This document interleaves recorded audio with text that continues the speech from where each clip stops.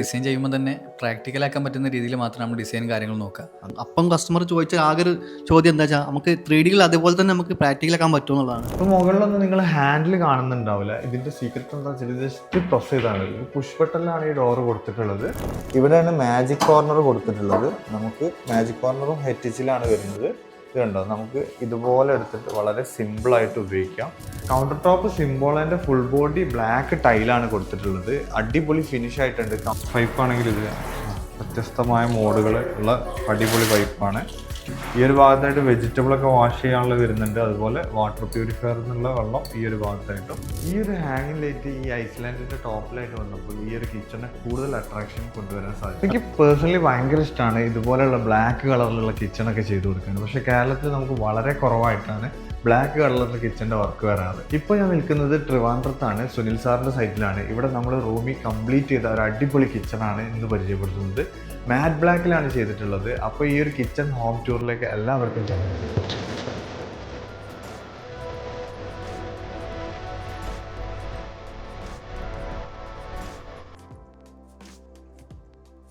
ഇപ്പോൾ 2 ദിവസമായിട്ട് ട്രിവാൻഡ്രം കൊല്ലം ഏരിയയിലാണുള്ളത്. നമുക്ക് ഇന്നലെയൊക്കെ ഒരുപാട് സൈറ്റുകൾ ഉണ്ടായിരുന്നു.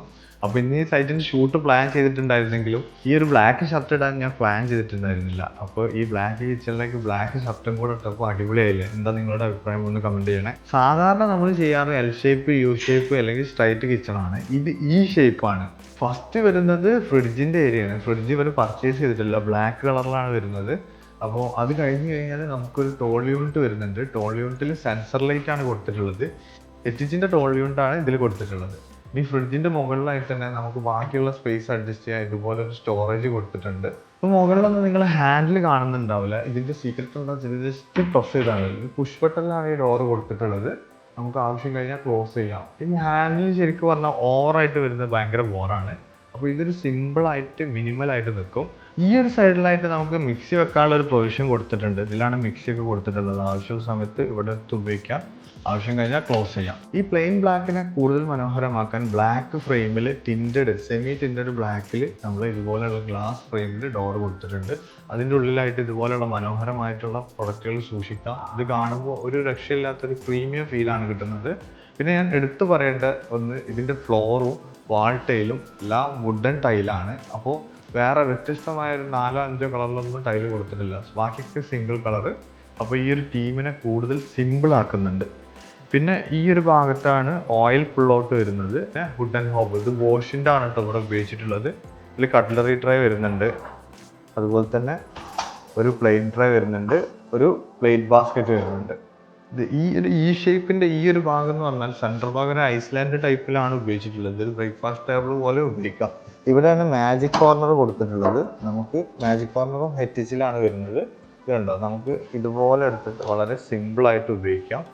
ആവശ്യം കഴിഞ്ഞാൽ ഇതുപോലെ തന്നെ ക്ലോസ് ചെയ്യാം, റിട്ടേൺ പോകാൻ പറ്റും. ഒരുപാട് പ്രൊഡക്റ്റുകൾ സ്റ്റോർ ചെയ്യാൻ വേണ്ടിയിട്ടാണ് ഈ മാജിക് കോർണർ എപ്പോൾ ഉപയോഗിക്കുന്നത്. ഓവൻ വരുന്നുണ്ട്.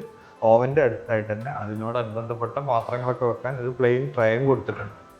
ഇലക്ട്രിക്കൽ അടുപ്പ് മാത്രമല്ല, ഇൻഡക്ഷനിലുള്ള കറണ്ടിൽ വരുന്ന ഇൻഡക്ഷൻ ഹോബും കൊടുത്തിട്ടുണ്ട്. ഇത് നമുക്ക് ഇലക്ട്രിക്കൽ ഉപയോഗിക്കാം. ഇതും ബോഷിലാണ് വരുന്നത്.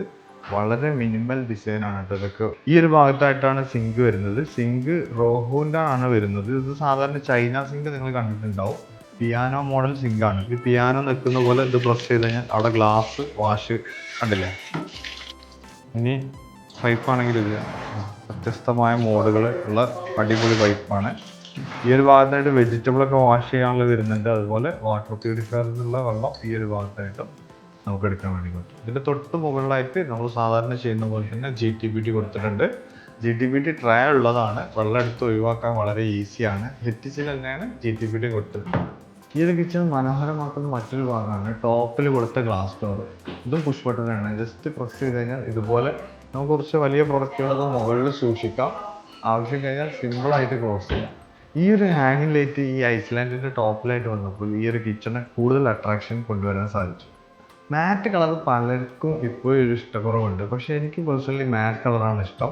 ഈ ഒരു മാറ്റ് കളർ കംപ്ലീറ്റ് ഏരിയയിൽ വരുമ്പോൾ അത് വേറെ തന്നെ ഒരു ഭംഗിയാണ്. സിമ്പിൾ ലുക്കാണ്, എലഗൻ്റ് ആണ്. മാറ്റ് ബ്ലാക്കിനെ കുറിച്ചിട്ടുള്ള നിങ്ങളുടെ അഭിപ്രായം ഒന്ന് കമൻറ്റ് ചെയ്യണേ. ഇവിടെ നമ്മൾ ഉപയോഗിച്ചിട്ടുള്ളത് കംപ്ലീറ്റ് WPC ആണ്, 3 ലെയർ ആണ് വരുന്നത്. അതിൻ്റെ കൂടെ തന്നെ ഷട്ടറിലുള്ള ഫിനിഷ് എന്ന് പറഞ്ഞാൽ മാറ്റ് അക്രലിക് ആണ് കേട്ടോ. മൈക്ക ലാമിനേഷനോ PVC ലാമിനേഷനോ ഒന്നുമല്ല, അക്രലിക് ആണ്. ഇതിൻ്റെ ഒരു സോഫ്റ്റ് സർഫേസ് എന്ന് പറഞ്ഞാൽ ഒരു രക്ഷയില്ല, വേറെ ലെവലാണ്. നമ്മളിത് ടച്ച് ചെയ്യുന്ന സമയത്ത് ഒരു ഫെദർ ടച്ച് ആണ്, അതായത് നമ്മൾ തൂവലിലൊക്കെ തൊടില്ല അതേപോലൊരു സോഫ്റ്റ് സർഫേസ് ആണ് വരുന്നത്. കംപ്ലീറ്റ് ബ്ലാക്കിലാണ് ചെയ്തിട്ടുള്ളത്. Counter top symbol and full body black ടൈലാണ് കൊടുത്തിട്ടുള്ളത്. അടിപൊളി ഫിനിഷ് ആയിട്ടുണ്ട്. കംപ്ലീറ്റ് ബ്ലാക്കിൽ വന്നപ്പോൾ ഒരു രക്ഷയില്ല. നമ്മൾ ബ്ലാക്ക് കിച്ചൺ ചെയ്തുകൊണ്ട് തന്നെ സീലിംഗ് പ്രൊഫൈൽ ലൈറ്റ് കൊടുത്തിട്ടുണ്ട്, ലൈറ്റിംഗ് കൂടുതൽ കിട്ടാൻ വേണ്ടിയിട്ടാണ്. അതുപോലെ തന്നെ അതൊരു ലൈറ്റ് കളറിലാണ്, ന്യൂട്രൽ വൈറ്റ് ആ തീമിലാണ് ചെയ്തിട്ടുള്ളത്. അപ്പോൾ മുബാരിഷാണ് നമ്മളെ കൂടെ ഉള്ളത്. മുബാരിഷാണ് ഡിസൈൻ ചെയ്തത്, ഞാൻ നേരത്തെ പറഞ്ഞല്ലോ. അപ്പോൾ മുബാരിഷ ഈ ഡിസൈനും അത് ഇവിടെ എക്സിക്യൂട്ട് ചെയ്തതും കറക്റ്റ് ആണോ? ഈ ഡിസൈൻ ഒന്ന് കാണിച്ചു കൊടുക്കുമോ? ഇതാണ് കേട്ടോ ഡിസൈന്. ഇവിടെ ചെയ്ത പോലെ തന്നെയാണ്. ഒരു ചേഞ്ച് വരുത്തിയാണല്ലോ, ഫ്ലോർ മാത്രം മാറ്റിട്ടു. എന്തുകൊണ്ടാണ് മാറ്റിയത്? അത് പിന്നെ എല്ലാം ഒരേ തീമിലേക്ക് പോകാൻ വേണ്ടിയിട്ട് ഫ്ലോറും വാൾ ടൈലും എല്ലാം ഒരേ തീമിലേക്ക് ചെയ്യാന്നുള്ള. അത് സെപ്പറേറ്റ് ആവണ്ട, ഒരുപാട് കളർ വരുമ്പോൾ പോകാറല്ലേ. ഒരു മാറ്റ് ഫിനിഷ് ആണല്ലോ ഫുള്ളി. അതെ.